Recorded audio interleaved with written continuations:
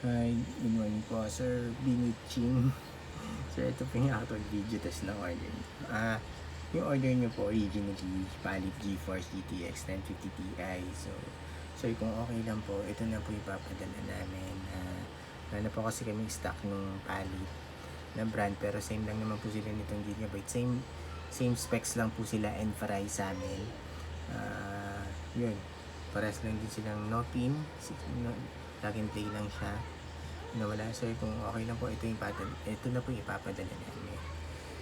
Tinis na namin just in case bumayag kayo para ship out na po yun namin tomorrow. Mamaya po. Ayan. So ito po yung actual unit na ipapadala namin. Tapos warranty po, explain ko lang, 15 days warranty start po pagdating sa inyo ng video card.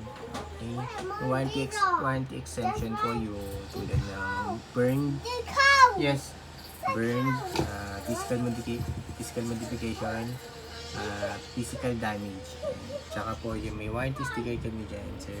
Bawal po yan alisin or buksan para hindi rin po mag-void yung warranty nyo. Pag may any issue po kayo, sir, message nyo lang kami agad, help namin kayo. Pag under warranty po yan, wala po tayong magiging problema. Basta nasunod lang po, walang burn, walang physical damage at physical modification, hindi rin po binuksan, hindi po inalis yung warranty sticker, all goods po tayo, wala po tayong magiging problem. Okay? Tandaan nyo po, may warranty kayo. Kung may any issue, message siya lang kami. Gamit po natin ngayon ng cable HDMI. Tapos dito po yung serial number. Ito yung serial number niya. Ayan po.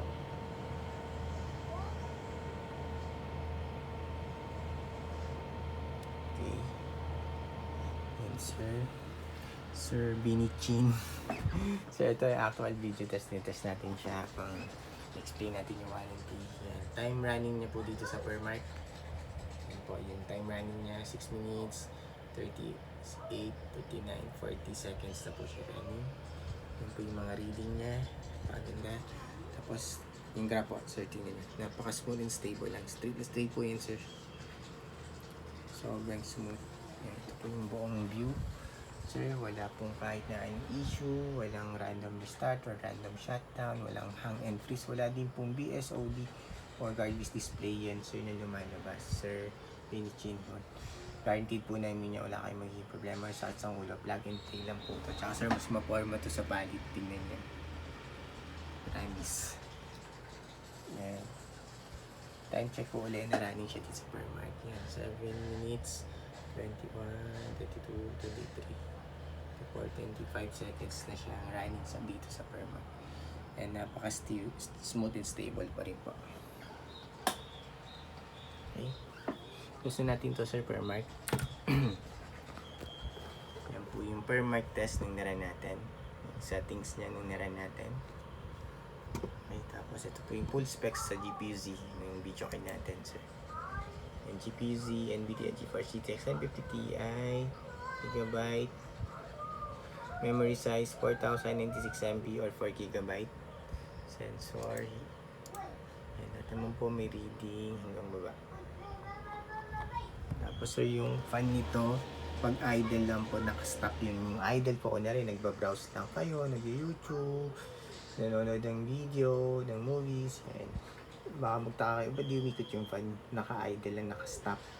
So, normal lang po, yung smart fan po yung tawag. Sa lahat ng mga 1050 Ti, yung mga gigabyte lang po yung may ganyan na feature. Sa mga 1050, pero yung the rest po, yung mga pinaka-latest na mga video card, ganun na po yan. Basta nag-YouTube, idle lang po yung fan, naka-stop. Okay, nothing to worry po, normal yun. Tapos yan, test na natin ito.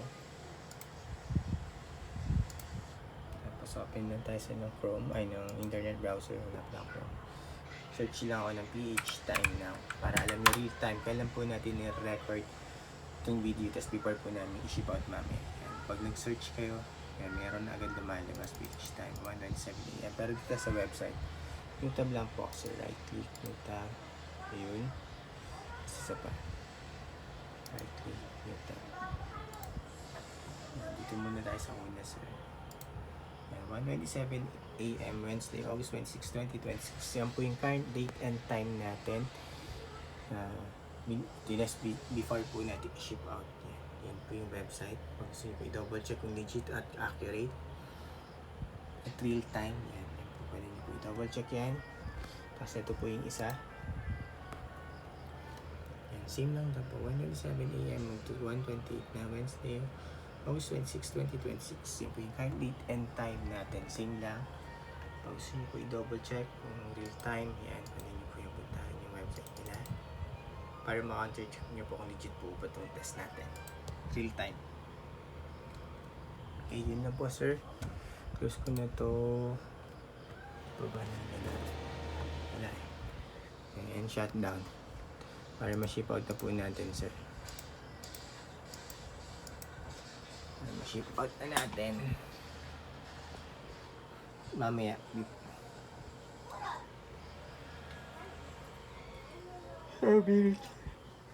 Sir Biniching. Yan. Yan po sir, shutdown na. Yan. Pakita ko lang po yung fan. Yan sir, buong buo yan. Wala pong putol. Sir, recommended power supply natin dito kahit 450 watts or 550 watts. Basta rated at branded lang po. Huwag tayong gagamit ng mga generic 750 watts. Mga brands lang po din. MSI, Gigabyte, Asus, si Sony, Corsair, First Player, yan po mga trusted natin na power supply, mga rated, mga branded. So iwas po tayo sa mga 750 watts na power supply. Gagana siya pero into time masisira po yung video kanya. Iwas po tayo sa mga generic, alright, na power supply. Only buy rated at branded po. Yan, nagamit natin yung HDMI cable.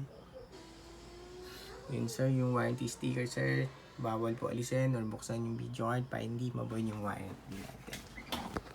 Serial number, pakita ulit natin. Hindi na makita.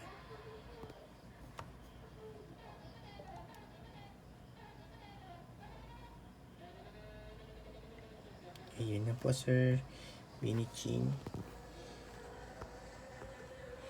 Okay. Thank you po sir, thank you. Bye po, salamat sa tiwala. Bye.